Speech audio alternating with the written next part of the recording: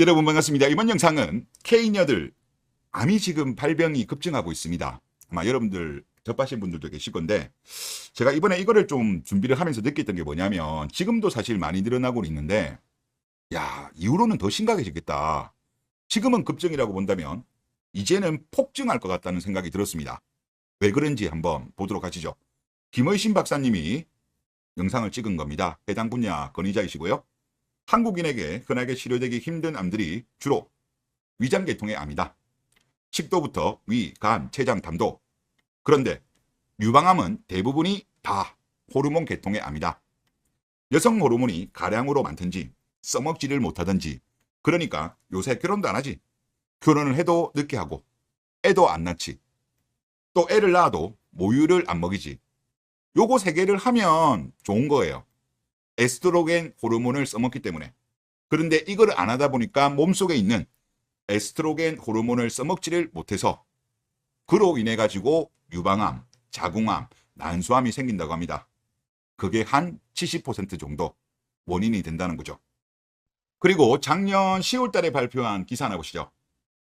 우리나라 여성 유방암, 자궁체부암, 난소암 발생률이 빠르게 증가하고 있답니다. 제5차 여성건강통계 결과를 질병관리청에서 발표를 했습니다. 여기 결과를 보면 기대수명 증가와 성별 격차로 여성이 더 오래 살지만 주관적 건강 수준은 낮은 것으로 나타났다. 또한 유방암과 더불어 자궁체부암, 난소암 발생률이 빠르게 증가했으며 남성의 암으로 인식되는 폐암, 췌장암도 꾸준히 증가했다. 전생의 주기에서 우울장애, 자살 생각 등 정신건강 수준이 남성보다 심각한 것으로 나타났다. 그러니까 기대 수명으로 본다면 남자보다 여자들이 길지만 육체적으로나 정신적으로나 오히려 남자들이 더 낫다는 거죠. 지금 질병관리청 발표로는요. 자, 그리고 여성건강통계의 주요 결과 중에서 요거 한번 보시죠. 주요 암종별 발생률 2020년과 2000년도를 비교했습니다. 유방암 같은 경우는 2.75배가 증가했어요. 20년 동안. 그리고 자궁체부암 같은 경우는 3.06배 증가를 했습니다. 발생 빈도는 유방암이 제일 많아요. 그리고 난소암 같은 경우는 1.47배 이렇게 이제 증가를 했습니다. 그리고 이제 한국 같은 경우는 10대부터 30대까지의 사이는 자살이 제일 많고 40대 이후부터는 암이 제일 많습니다. 그리고 여자들 같은 경우는 이제 암이 1등입니다. 물론 남자도 암이 1등이고요. 남자는 좀 압도적으로 요 그래프를 봐도 암이 좀 많기는 많네요. 여자들도 암이 1등이지만 남자만큼은 막대 그래프가 많이 튀어나오지는 않았는데 그래도 암이 1등입니다. 그런데 여성암 발생률 1위가 뭐냐? 유방암이에요. 21.5. 2위가 갑상선 19.8, 3위가 대장 10.2 순으로 나옵니다. 그리고 지금 보시는 거는 뭐냐면 국내 여성 유방암 연도별 발생 수예요. 환자 수입니다. 왼쪽 그래프는.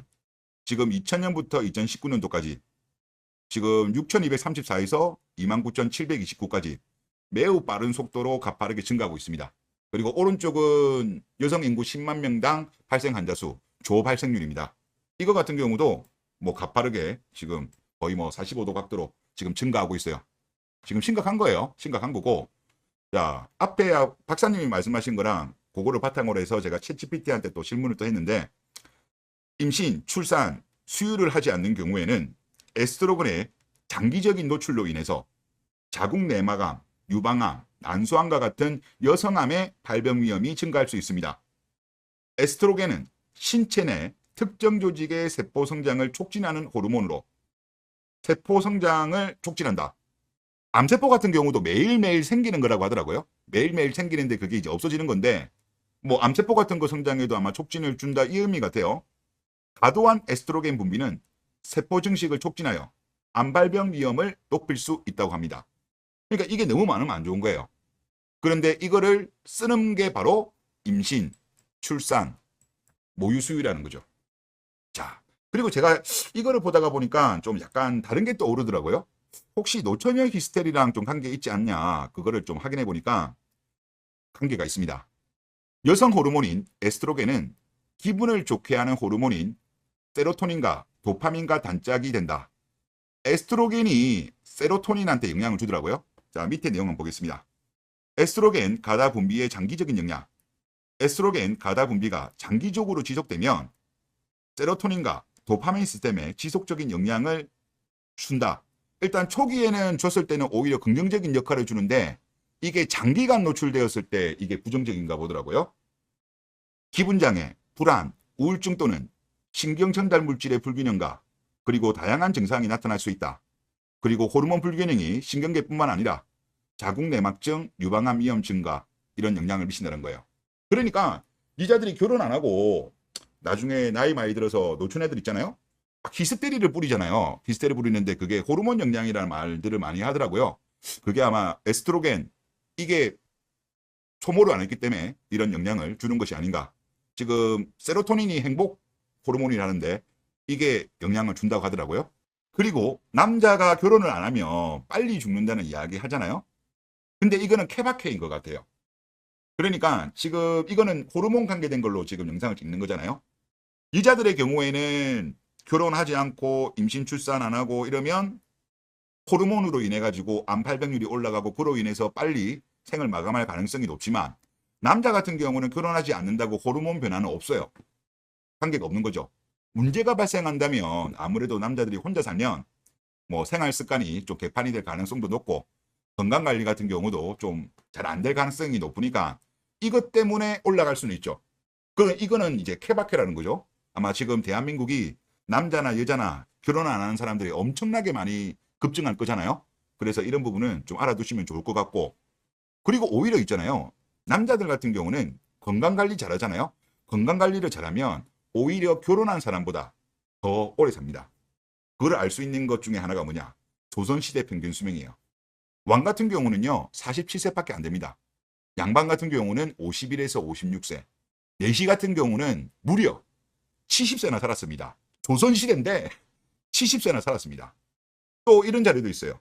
신라 고승의 평균 수명은 73.5, 장수 비결은 채식, 적당한 노동, 근심 제거, 스트레스 안 받는 거.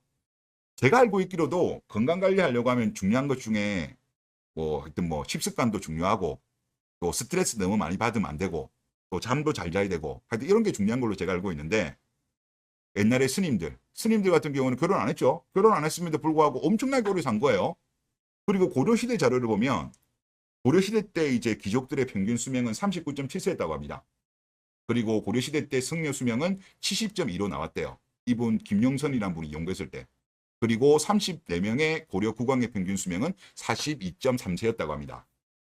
그러니까 오히려 옛날에 스님들 결혼 안 했죠. 지금도 안 하지만 오히려 더 오래 살아. 엄청나게 오래 살아요. 그러면 지금 현재는 어떠냐? 이거와 관련돼서는 지금 한국에서는 원광대 김종인 교수팀에서 조사를 과거에 한 번 한 적이 있고 최근 한 10년 전쯤에 한 번 더 하신 적이 있어요. 옛날에 했을 때도 1등이 누구였냐고 하면 종교인이 1등 했습니다. 직업별 평균 수명에서.